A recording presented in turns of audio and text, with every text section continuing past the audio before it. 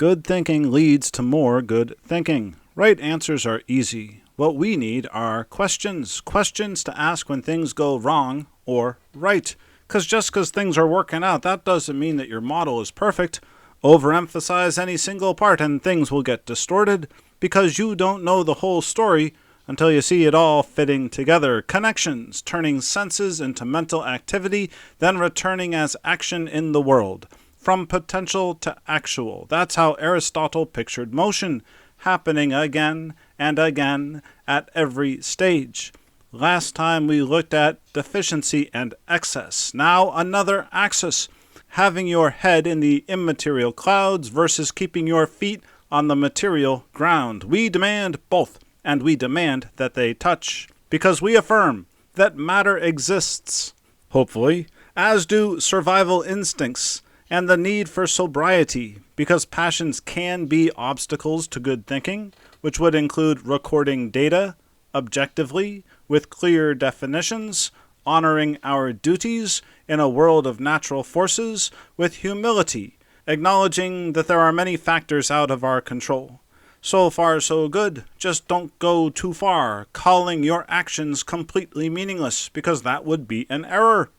And here we go, assigning a direction and a name to that error, but the point here is that things are getting out of balance, as it would be if you called free choice an illusion, because outside forces, biology and physics, rule.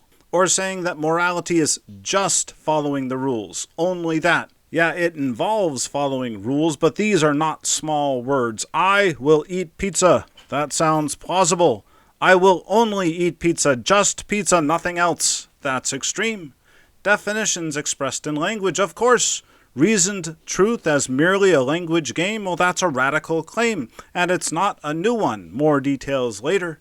We're still getting started here. Objectivity, yes please, but that does not mean that judgments are not also subjectively made. Not a contradiction, thanks to some careful distinctions. We'll be making those.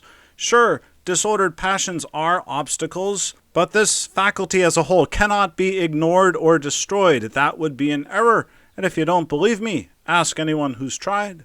We value more than just animal instincts. Yes, matter exists, and the immaterial mind does too. It's the same pattern up here. The mental world exists. Cool, fine. Senses don't provide real sense data. Only the mental can be fully trusted. Well, now you're going too far. And I'm not trying to build a straw man here. I want guardrails. And yes, there are people who can fairly be said to be associated with these radical positions. And there are other people who could be fairly associated with other radical positions. More on that to follow. But what's interesting isn't how Thomas thinks all these guys are wrong. No, what's interesting is that how we or Thomas thinks that they're all right. They're all correct, mostly in what they affirm. It's what they deny that there's the disconnect. Again, we demand both. Higher values exist, yes, but so do practical values. Emotions do play a role in cognition, but they are, or should be, governed by reason. Abstract forms exist in connection with physical things. Judgment, to repeat, is subjective and also somehow objective. We'll explain, it'll make sense, I promise. Yes, deduction is a great way to find certainty, but it's not the only path. Life should, we hope, be pleasant, but pleasure isn't everything. Choices are really free, yes, but not totally unmoored from reason. Wait, how can something be free and restrained at the same time? And our will does move us to act, but it can never justify evil. That is a lot to unpack, and we will get to it. But first, did someone mention pizza? Well, I know a good spot. It's run by two brothers. I saw their flyer. It was a homemade flyer, and it looked good, but not at first. You see, at first the colors were all wrong. And one brother wanted to clean up the computer file. The other brother wanted to experiment with new ink, new paper, maybe a new printer. Which one was right? They both are. What they needed was the right connection, the right combination. It's like their pizza. Do you need good ingredients or do you need the right recipe? Well, obviously both of them together. And that's the problem with these two sides. They can't talk to each other. One side thinks it already has all the answers, and the other side thinks it has a monopoly on all the real facts.